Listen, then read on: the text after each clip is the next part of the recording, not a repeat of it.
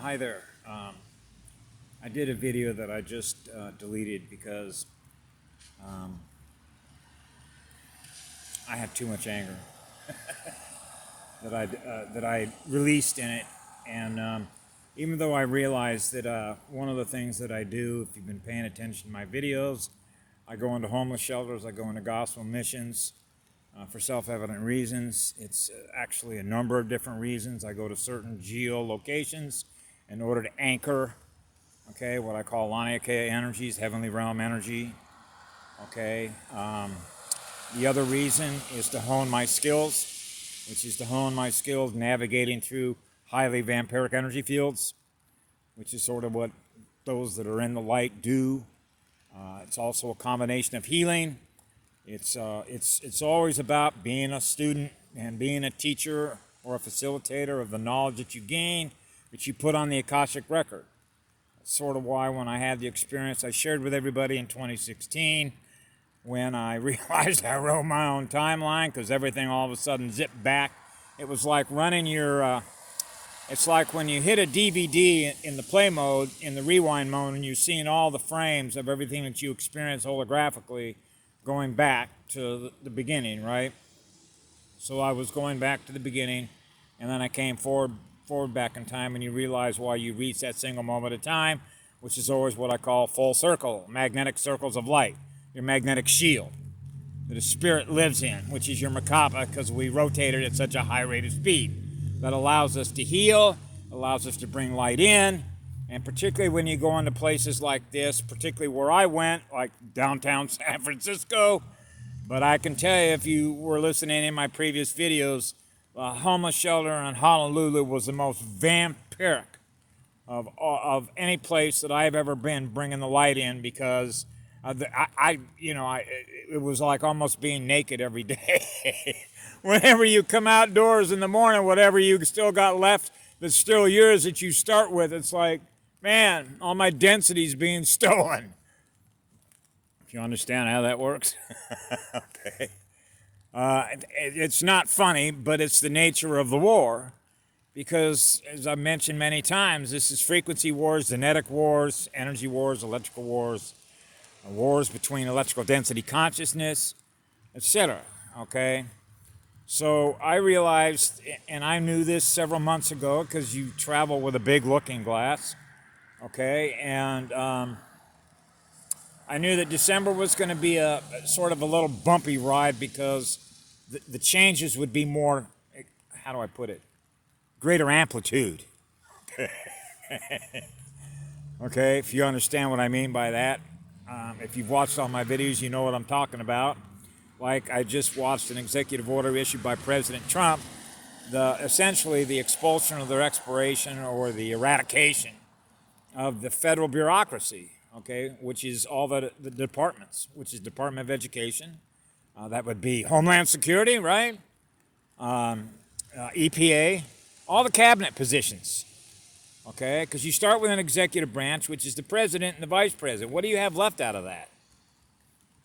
See? So if you go back to the original charter of the Articles of Confederation, you begin to realize they didn't have very much political power. It was all within the people, see? So what you always had, and I know this because I took a number of classes when I was in graduate school in international relations, international law, and my father, of course, made sure that I understood the Nuremberg Law. Vaccines are war crimes, okay? And why those were. I looked very intently and spent, God, I don't know how many years studying a lot of what was in the what is known as the Bundesarchives, which were, because Germans are very meticulous in keeping records, even of their own shit. You know, the horrific Frankenstein stuff they do, particularly what's his name, Dr. Death, Dr. Mengele. All the genetic stuff they were doing with twins in all their camps, see? So when you scale that up as a child and put it together in the evolution of technology, if you will, you can scale it up to Star Wars, etc., right? Sort of put everything together in a nice little package with a bow on it, except it's not a gift, it's a hell realm. So the heavenly realm has to come in and restore the heavenly realm, which is, getting rid of all the bad guys, right? So that's a major, major step That's going to radically change what people experience on a grand scale after Christmas Eve.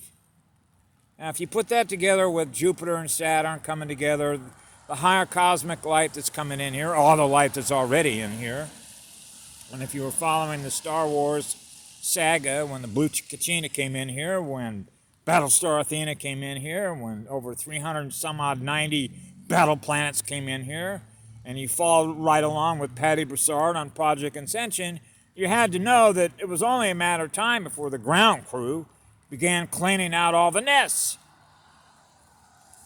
So, it's like, okay, we're just waiting for the movie to end. Yeah.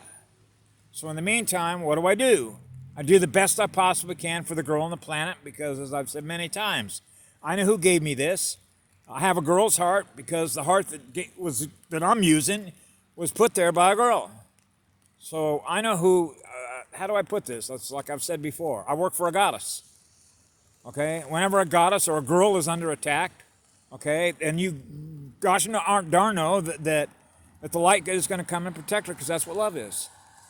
Because the first sound vibration I ever experienced in my entire soul history was from a goddess. She's my spiritual mother.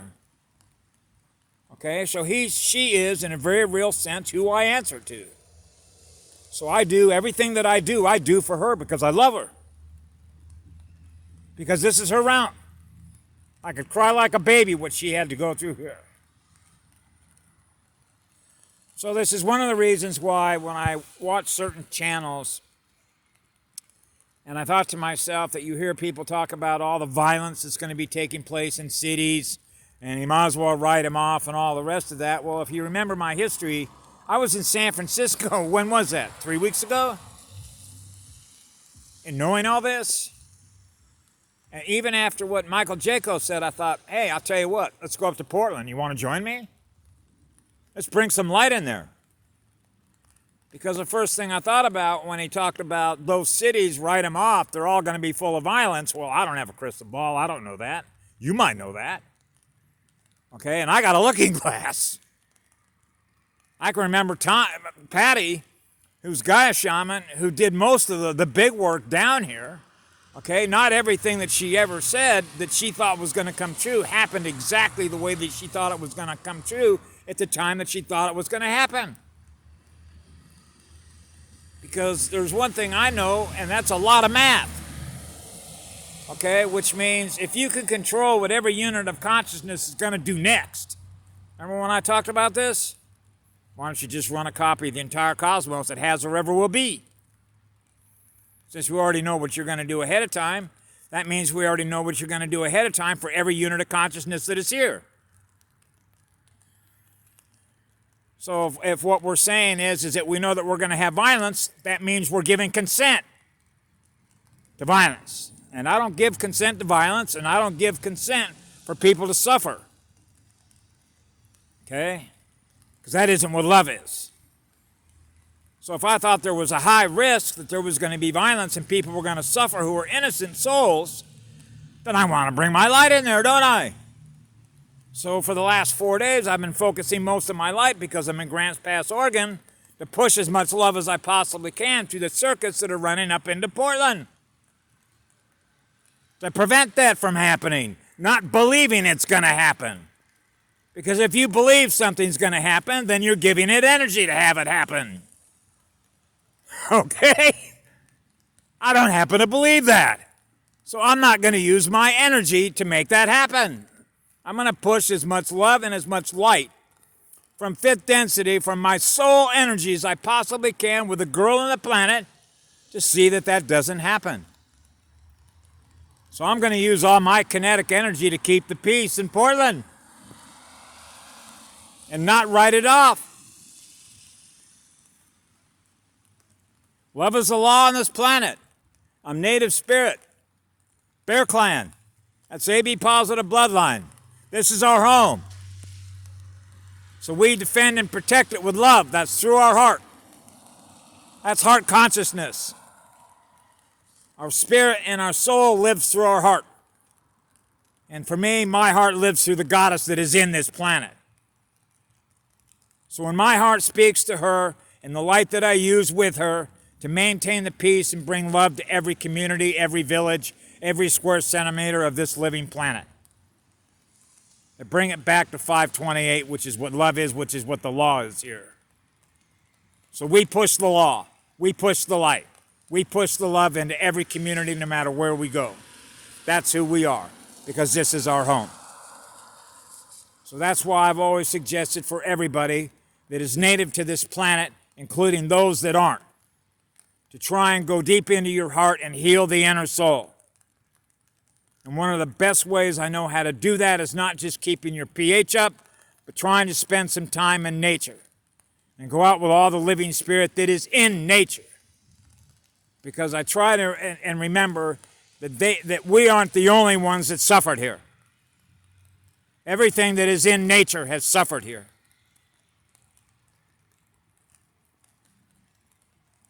They experience it just like we experience it. Just like the girl on the planet experiences it. So I thank her every day for everything that she gives me, which is the energy that I'm using to love you with.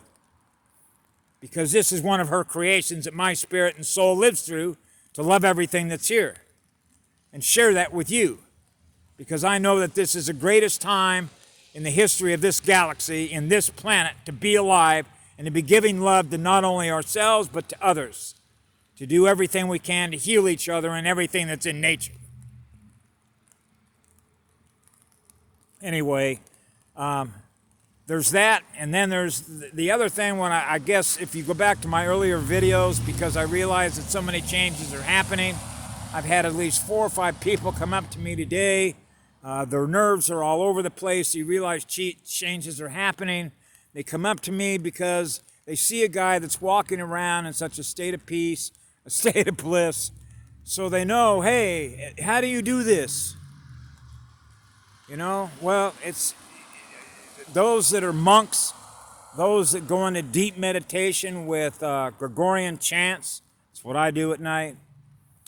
We operate in basically delta waves in a conscious mind mode, which means it's like walking through the universe in a state of heavenly realms everywhere we go, because we're naturally in a state of peace, naturally in a state of harmony, naturally in a state of balance with all the waves. Okay? So it's like you're in a natural meditative state with Source. The source from which all love and all light and everything comes. The creational energies of the cosmos. Right? So I realize that's difficult to do sometimes when you're in the middle of chaos. But that's the point. That's one of the reasons I mentioned honing your skills.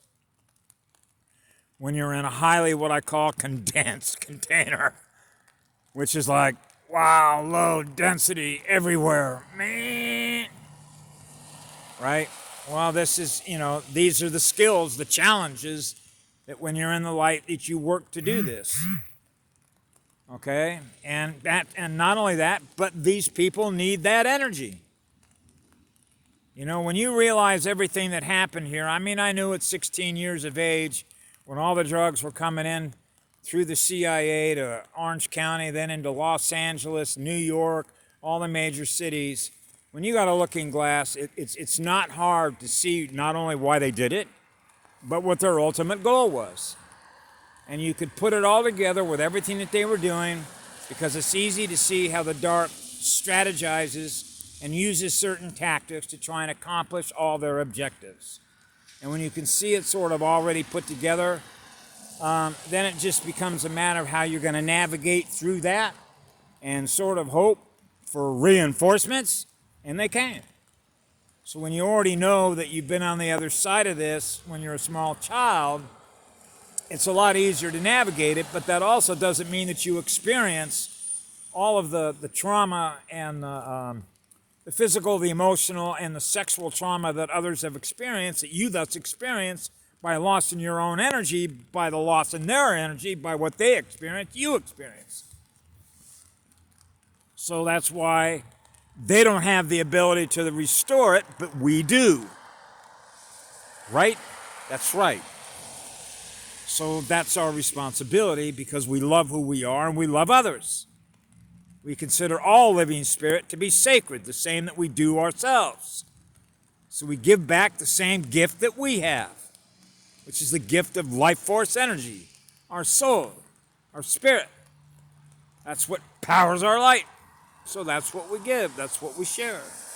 A cosmic antenna of a heavenly realm. Bye now.